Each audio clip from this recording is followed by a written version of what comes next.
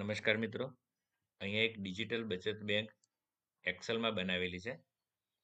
તો તેની માહિતી લઈ લઈએ કે આપણે આપણી શાળા કક્ષાએ પણ આ ડિજિટલ બચત બેંક કઈ રીતે વાપરવી.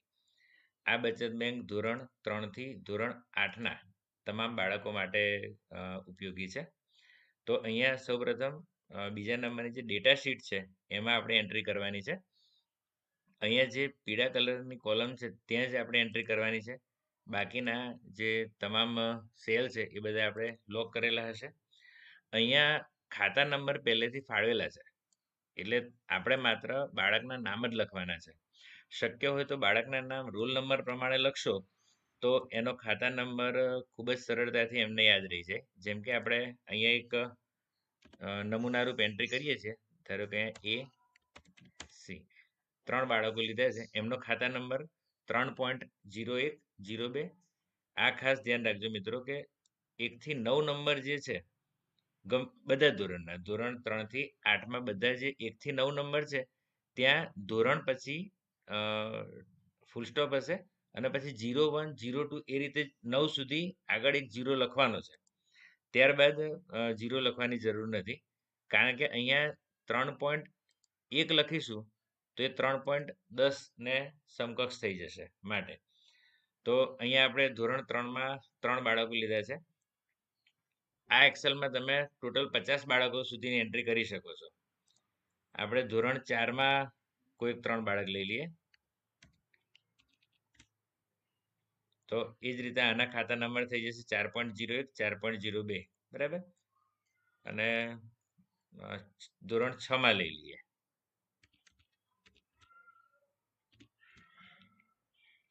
દરેક જગ્યાએ હોમ જે પેજ છે એની લિંક આપેલી છે. એ લિંક પર ક્લિક કરશો એટલે તમે આપણા હોમ પેજ પર આવી જશો. હવે આ હોમ પેજમાં બધા જ સેલ લોક હશે. અહીંયા તમે શાળાનું નામ બદલી શકશો અને તાલુકો અને જિલ્લો બદલી શકો છો. અહીંયા એન્ટ્રી માત્ર અહીંયા યલો બોક્સમાં જ કરવાની છે. જે કોઈ બાળક પૈસા જમા કરવા માટે કે ઉપાડવા માટે આવે છે તો એનો ખાતા નંબર અહીંયા એન્ટર કરવાનો છે.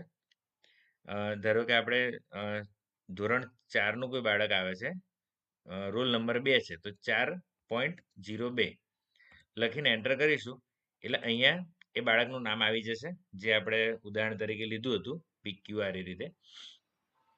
અહીંયા એની જમા રકમ આવી જાય છે. અત્યારે કોઈ એન્ટ્રી થયેલી નથી. હવે એન્ટ્રી કઈ રીતે કરવી એ પણ આપણે જોઈ લઈએ. અહીંયા ખાતા નંબર એન્ટર કર્યા પછી નામ આવી જાય છે. અહીંયા ખાતાની વિગત ઉપર આપણે ક્લિક કરવાનું છે, એટલે આ જે ક્યુ નામનો વિદ્યાર્થી છે એની આખી શીટ ઓપન થઈ જશે આ રીતે. હવે અહીંયા આ જે દરેક શીટ ઓપન થશે એ બધી લોક કરેલી નહીં હોય, એટલે ખાસ આમાં ધ્યાન રાખજો કે આપણે જે એન્ટ્રી કરવાની છે માત્ર આ 3 જ કોલમમાં કરવાની છે. બાકીની કોઈ પણ કોલમમાં આપણે કોઈ છેડછાડ નહીં કરીએ કે જેથી વ્યવસ્થિત ગણતરી થઈ જાય. તો આપણે એક એન્ટ્રી આજની કરીએ છીએ. આજે ધારો કે બાળકે 50 રૂપિયા જમા કર્યા, 50 લખીને એન્ટર કરી દેવાનું છે, તો ઓટોમેટિક બધી ગણતરી થઈ જશે. આ જ રીતે જો ઉપાડે છે તો ઉપાડ માટે ધારો કે આવતીકાલે પૈસા ઉપાડે છે, 10 રૂપિયા અંદરથી ઉપાડે છે, તો જમામાં આપણે કશું કરવાનું નથી.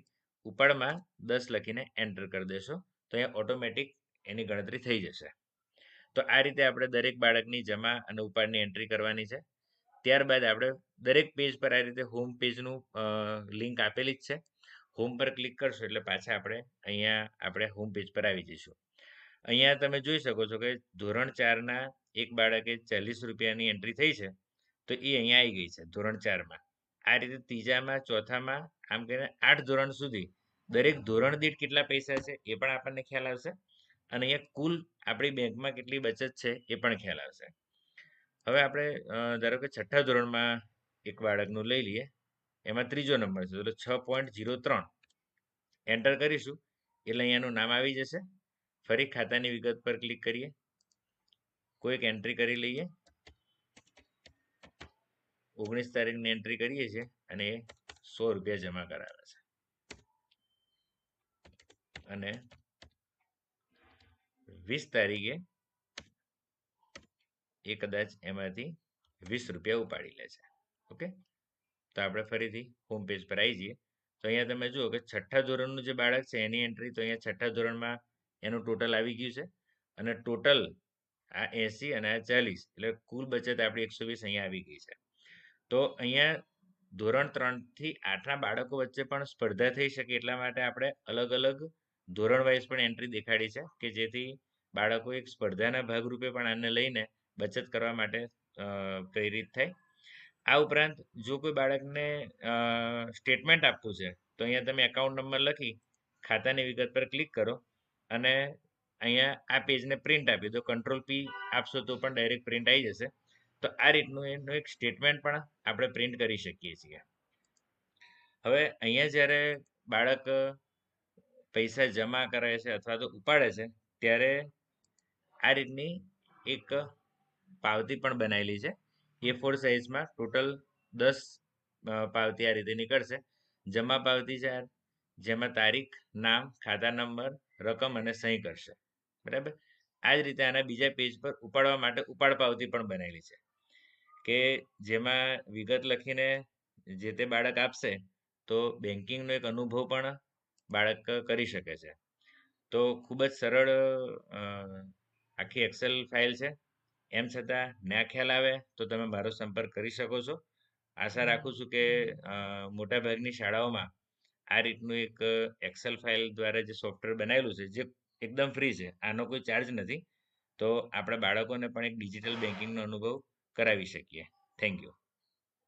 બચત બેંક માટેની એક્સેલ ફાઇલ તથા જમા ઉપાડ માટેની પાવતીની PDF ડ્રાઈવ પર અપલોડ કરેલી છે અને એ ડ્રાઈવની લિંક આ વિડીયોના ડિસ્ક્રિપ્શનમાં પણ આપેલી છે.